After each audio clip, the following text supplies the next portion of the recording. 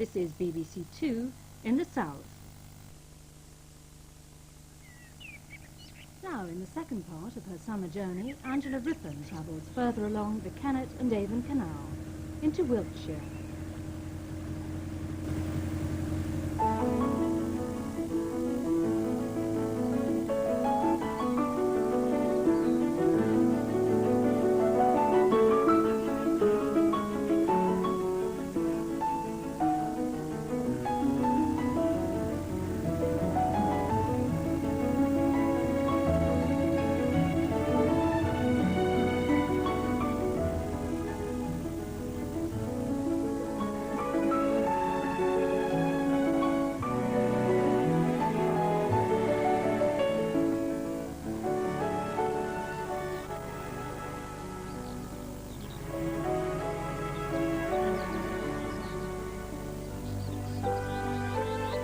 "30 miles west of Reading, the Kennet and Avon Canal reaches the border between Berkshire and Wiltshire and the small country town of Hungerford.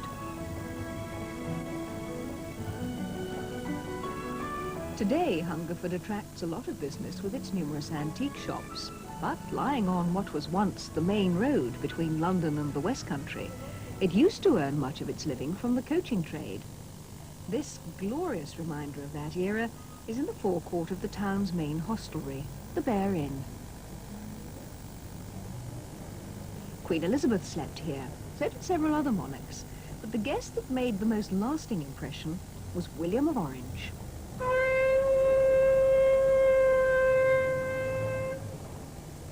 A fanfare of sorts heralds a day when oranges abound, in memory of the Dutch Prince of Orange, who was on his way to London and the English throne in 1688. The main participants are the so-called tutty men. Armed with staffs, betopped with oranges, they make their way around the town collecting and distributing cash, much to the delight of the local youngsters. But even more curious than that, they collect kisses from members of the fair sex, who usually wait for them at first-floor windows.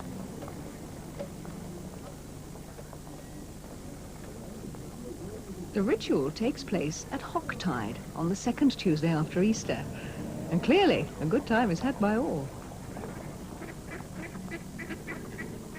The Kennet and Avon Canal may once have been a busy industrial highway, yet today it would be difficult to imagine a more rural scene than this. It wasn't long ago, however, that the tranquility was shattered and the name of Hungerford echoed round the world. On August the 19th, 1987, a 27-year-old Hungerford man called Michael Ryan armed himself with 2 rifles and a pistol and embarked on a random and apparently motiveless massacre. It started in Savernake Forest and ended here on the streets of Hungerford. Ryan killed 16 people, including his own mother, and injured many others. He set fire to his house, and the blaze spread to the homes on either side. Eventually, some 6 hours after it started, this mindless eruption of violence ended just as violently. In the local school, surrounded by police, Ryan shot himself. In the world outside, the memory of that day may fade in years to come. Here, it can never be forgotten. As vicar of the local parish church, the Reverend David Salt was closely involved with the community's grief. How does he think the people of Hungerford have come to terms with it? Very hard to say, because obviously those who were bereaved, it's a very different story altogether. But I think, perhaps like the canal we're standing on now, I mean, life must go on. And though there's a certain amount, like the poor old canal, a lot of sediment has to settle, it's got to keep moving if life is going to come again. And I think people know that and have seen that. And I think for most of the people now, they are recovering, very well. How did they do that? Did you have people who came into the community to help with group therapy, or was it just something that they worked through themselves? Well, yes, we did have a tremendous amount of help. I mean, anyone who wanted help, it was available. Though sometimes, of course, the people who really need help don't actually come for it.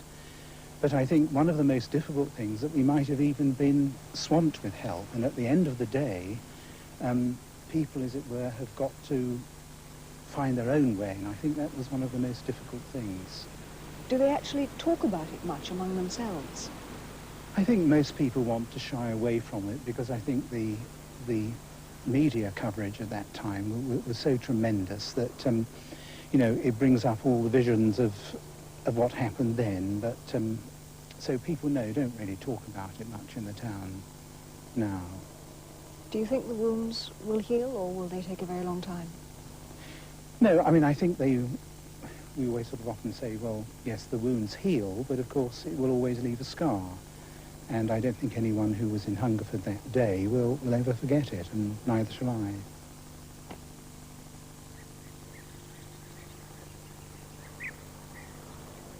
But the wounds are healing, and life in Hungerford, like the canal, flows on at a steady, gentle pace. The Kennet and Avon now threads its way westward through Wiltshire, and so do we, on the Rose of Hungerford. Run and manned by the local branch of the Kennet and Avon Canal Trust, she takes passengers on both public and chartered cruises. I suppose she's about the size of one of the old cargo barges, but she's definitely more luxuriously appointed below. Pint of lager, please, and 2 white wines. Right, white wine. The trips are enjoyed by public and trust members alike, and just as important, they also bring in hard cash, which helps the trust's liquidity.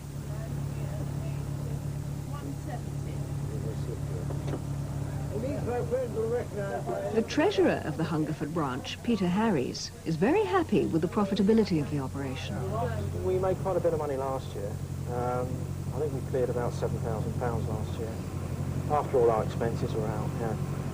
And all of that money goes back into maintaining and improving this entire canal system? That's right, yeah. We're just, you know, part of the investment that we put back in to maintain the canal, help pay for the locks, all the other ancillaries that we need just to keep the canal going. You all work as volunteers, but you're not just volunteers, you're all incredibly enthusiastic as well. What is the draw that makes you all so enthusiastic about this canal? It's something that's been built, been left to go derelict, and it's something really that's part of our heritage. And it's just, you know, it's just a charisma of the canal.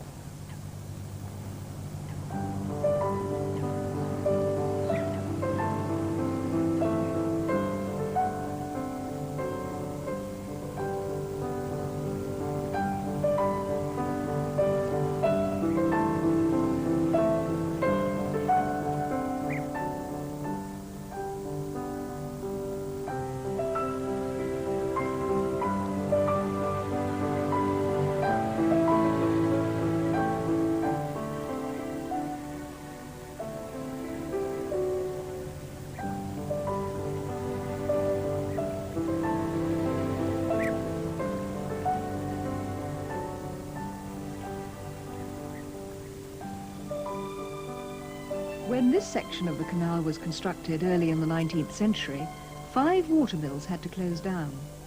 The stream that they'd used was needed as a water supply for the canal. One local farmer, however, clearly knew a good business opportunity when he saw one. He built this windmill instead. Having now been restored to its former glory, Wilton Windmill is the only one in Wiltshire that's still working. That is, when the wind's blowing, of course.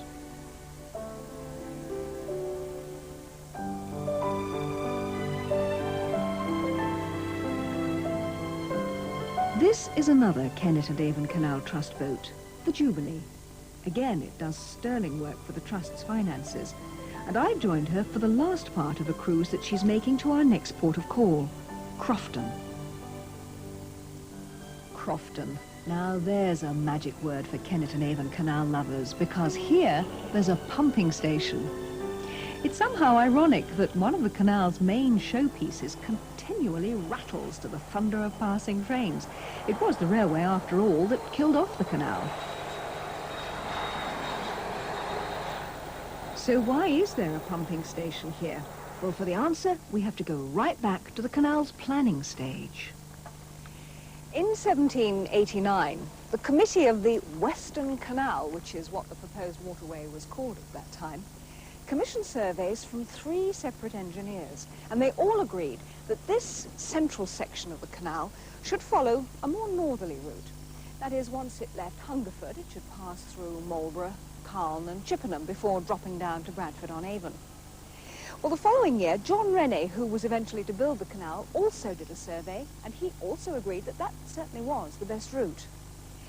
But 3 years later, he changed his mind. And that's because he realized there simply wouldn't be enough water to keep the highest part of the canal filled up. Instead, he chose this more southerly route because he knew he could have a constant supply of water from a lake filled by springs that was very close to what would be the summit of the canal. Rennie's plan, however, also called for the summit level to be higher than the lake, and in order to raise the water the required 40 feet, he had to build a pumping station. Modern pumps are still doing the job today, but at certain times, the general public, as well as enthusiasts, can come here for a treat. The Crofton Society brings the old pumps back to life.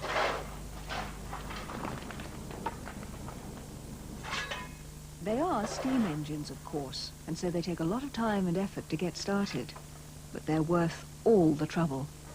They're probably the oldest working beam engines in the world, and this one, which was in place in 1812, is the only working Boulton and Watt engine in steam and doing the job for which it was originally installed.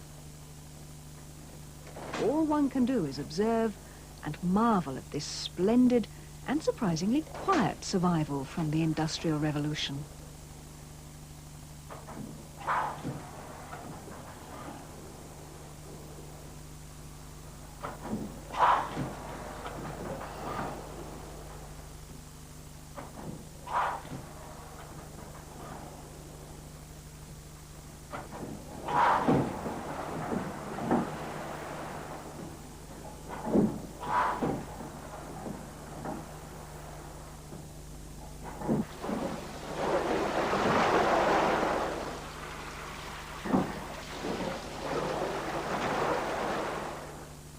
Making sure that there's enough water for navigation has always been the Kennet and Avon's greatest challenge, and the reopening of the canal to through traffic will bring even greater pressure to bear on the limited water supplies. British Waterways has already been installing a number of back pumps, as they're called, which will recycle some of the water. But there'll still be an overall shortage for the foreseeable future. Terry Kemp, the manager of the Kennet and Avon, explains exactly why it is that man-made waterways often have such difficulties. Problems are very much down to usage of the canals. If you're chugging along in the boat, you've got to go up and down hills, and to go up and down hills, you've got to use a lock. And unfortunately, every time you use a lock, between 50 and 70,000 gallons of water gets transferred from the upper level down to the bottom level.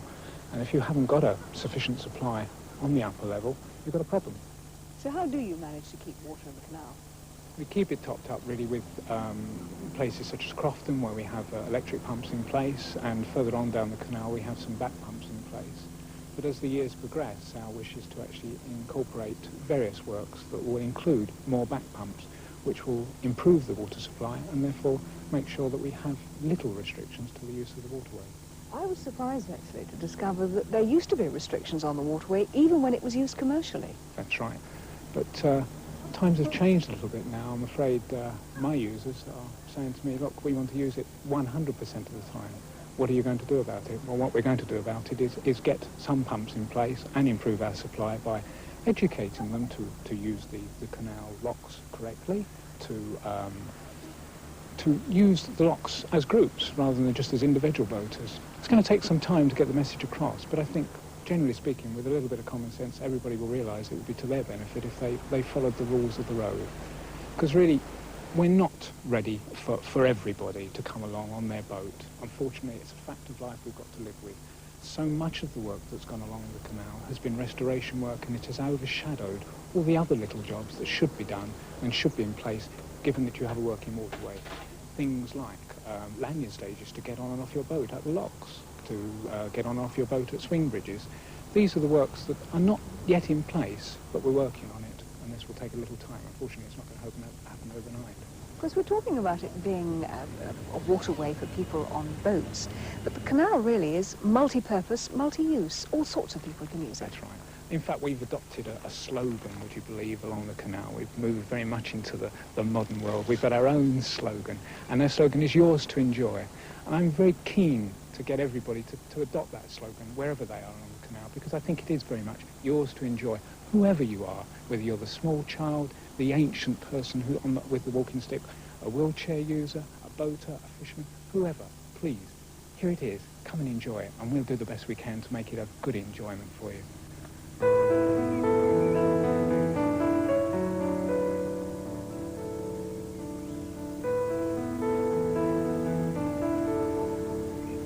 The Sarah Davy is a cruise boat that takes passengers up and down the canal west of Crofton. And if you ever wanted to experience that enjoyable feeling of really getting away from it all, then this is the place to come.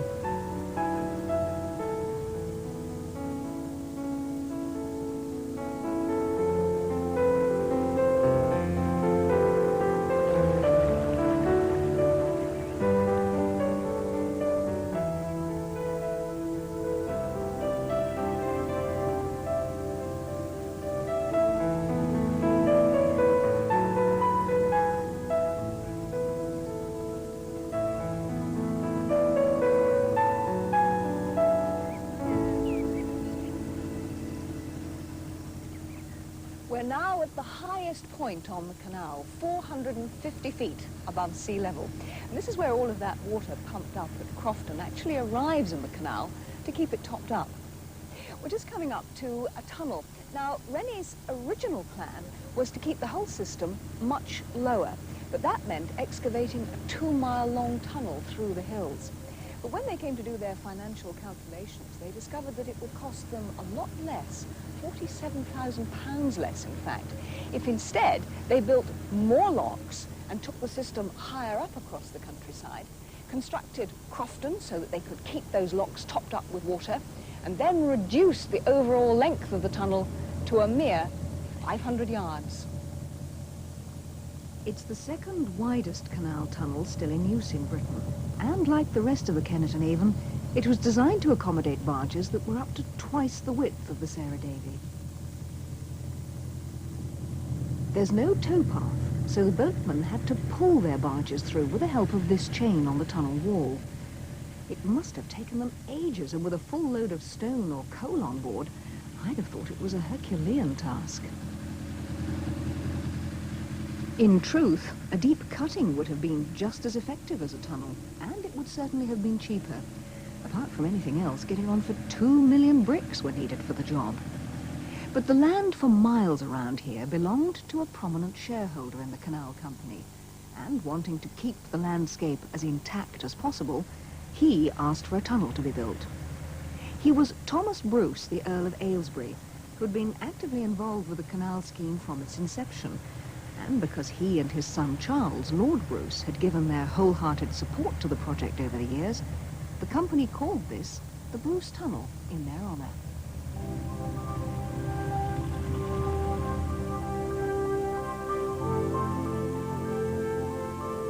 The canal cuts through the edge of Savernake Forest, which still belongs to the same family. It covers 4,000 acres, and it took on its present rather geometric form in the 18th century, when the famous landscape designer Capability Brown suggested that it should be given a unity. This central hub of beech trees has 8 long carriage drives radiating out from it, all the way to the very edge of the forest.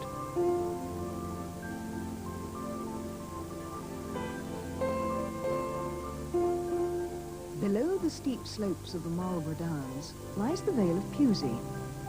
When the traveller and writer William Cobbett came here on one of his rural rides in 1826, he recorded that he was most impressed with the beauty of the vale and described it as a land of promise. The railway hadn't arrived yet, of course, but it's strange that Cobbett made no mention at all of the canal that runs right through the middle of the vale and is such an integral part of it.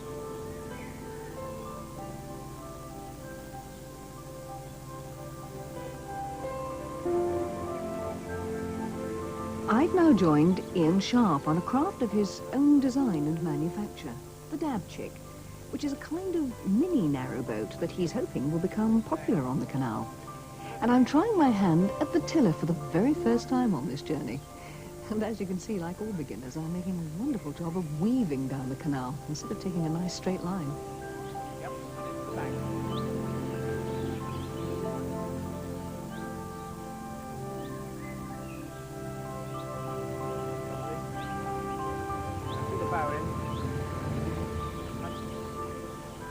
Well, I have managed to get us as far as one of the canal's curiosities, a kind of folly which has quite a story behind it.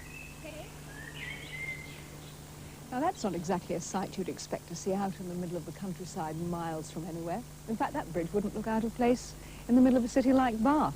But the story behind that rather elaborate structure, which incidentally is known as Ladies' Bridge, illustrates some of the problems that the canal builders encountered.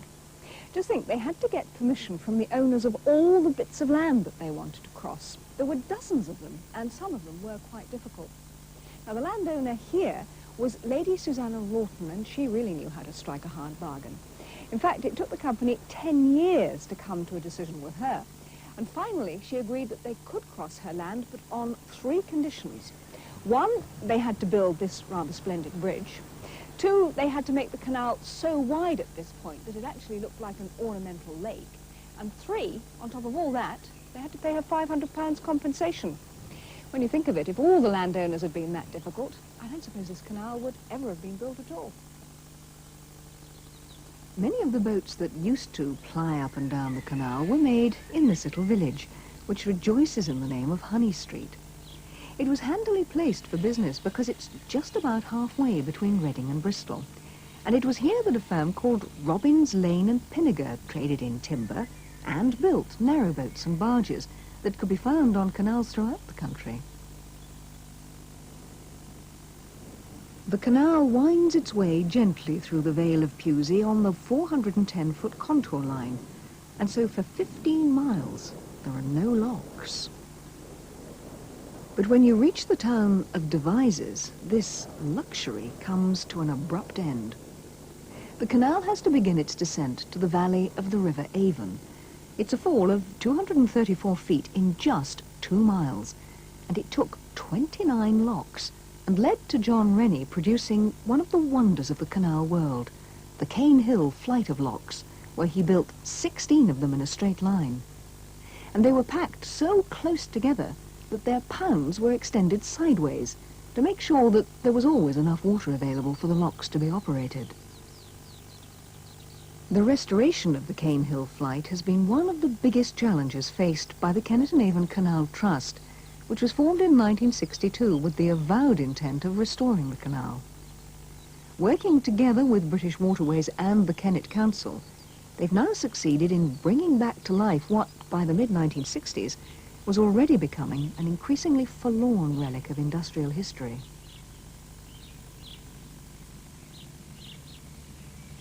The first practical move towards its rescue was made in 1968, 17 years after the flight had been declared unsafe and the gates padlocked.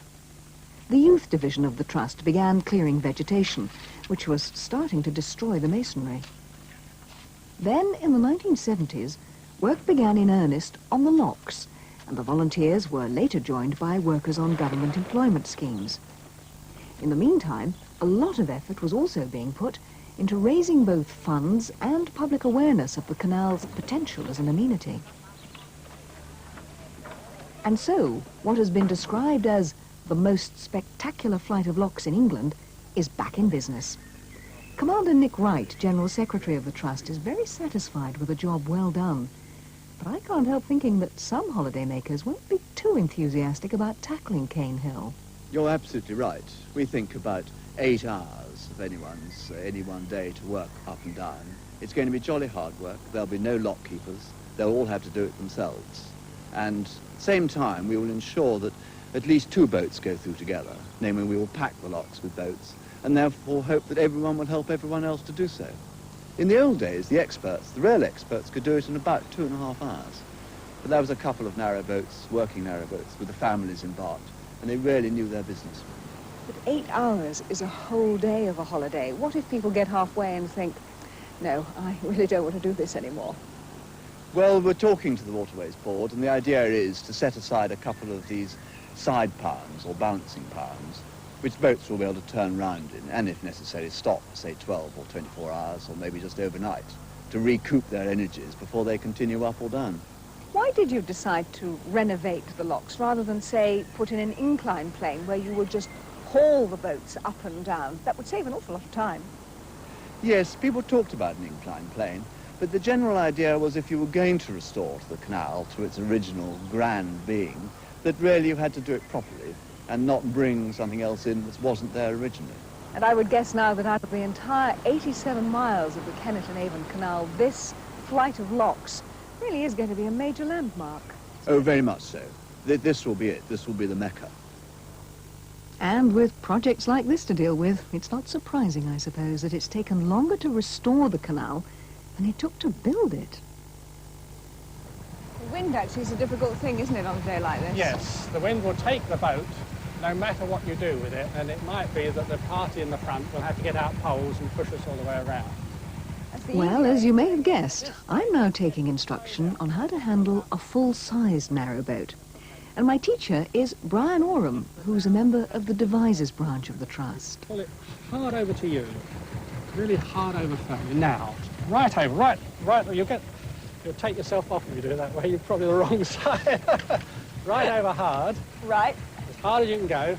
That's it, she's swinging round now. Brian gives lessons to other local members of the Trust every summer. And here, just to the west of Cane Hill, I've joined a group who are at the moment learning how to turn the boat around. Now, it may look as if there's a lot of room, but there isn't. Watch your back when you're going astern. You've got to leave yourself time to come away. That's right, go forward now. If you've never tried it, let me tell you, handling a narrowboat is not as easy as you might think. That's fine, you're doing a grand job there. Right, now back up a bit. But encouraged by Brian's confident manner, I tell you, this man shows no fear. I think I'm just about getting the hang of it. Oh, this is a piece of cake. Right, forward so we can not quite ram the... Develop some muscles doing this.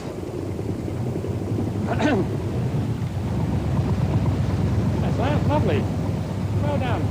I think this will take us all round in one go. All right, at the front! Oh, they're confident enough.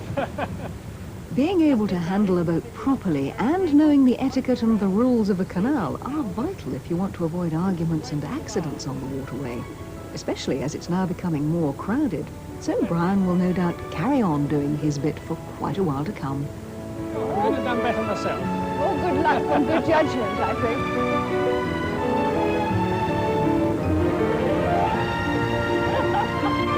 Aim for the swans.